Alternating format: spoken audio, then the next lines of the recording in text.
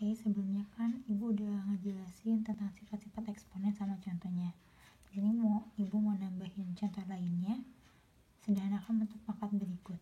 Jadi dari bentuk eksponen ini akan kita sederhanakan lagi. Yang pertama, P pangkat 5 kali 2P. Di sini kan bilangan pokoknya udah sama, yaitu P dan P. Berarti bisa kita operasikan, bisa kita sederhanakan lagi ketika perkalian dari dua eksponen ini, bilangan eksponen ini, dan basisnya sama, berarti pangkatnya tinggal kita jumlahkan kan. Cuma di sini koefisiennya berbeda, ini 2, ini 1. Nah, kalau kayak gini caranya, berarti koefisiennya tinggal dikalikan. 2 kali 1, 2, P-nya kan udah sama, kita tulis lagi P. Pangkatnya ketika P ini tidak ditulis pangkat, artinya itu pangkat 1. Berarti 5 tambah 1 sama 6. Berarti 2P pangkat 6. Artinya kayak gini. Selanjutnya kita pembagian. Ini kan perkalian, sekarang pembagian. AB pangkat 3 per A kuadrat kali B. Nah, kalau per ini kan artinya pembagian ya, sama. Coba lihat lagi di sifat eksponen pembagian itu kayak gimana. Nah, kalau pembagian itu pangkatnya dikurangi. Yang sama, bilangan pokoknya yang sama, pangkatnya dikurangi. Jadi kita masing-masing aja, A dengan A, B dengan B. Ini yang A dulu, ini kan ketika gak ada pangkatnya itu pangkat 1. Berarti 1 kurangi 2, negatif 1. Berarti A pangkat negatif 1. Kayak gitu. Selanjutnya ini B dengan B. 3 kurangi 1, 2. Di sini A-nya masih pangkat negatif nih. Kita ubah biar jadi positif.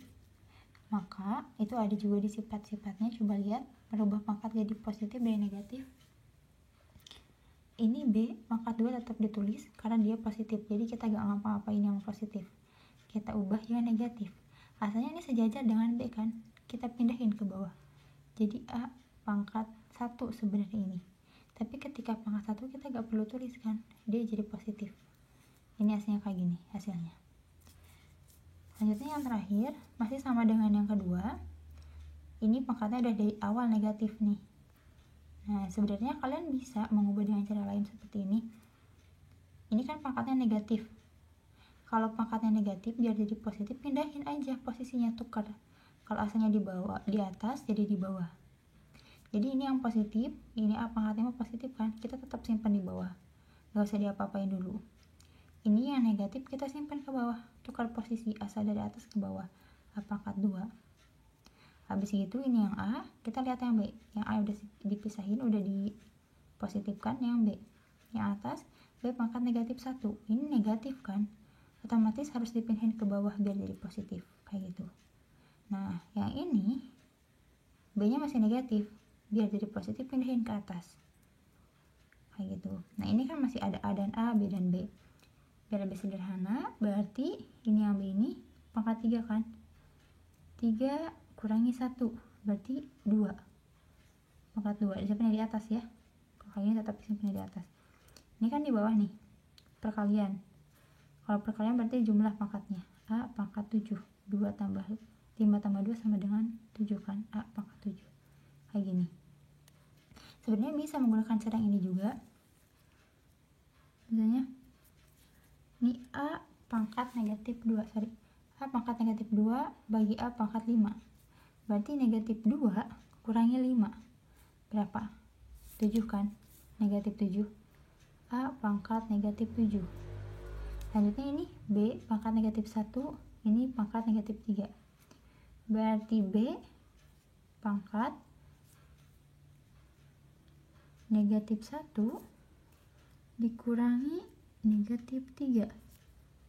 Ini kurangi ini karena pecahan kan, karena pembagi dari sini. Sedangkan negatif 3 ini dari sininya kan, negatif 1 dari sini ya, kayak gitu.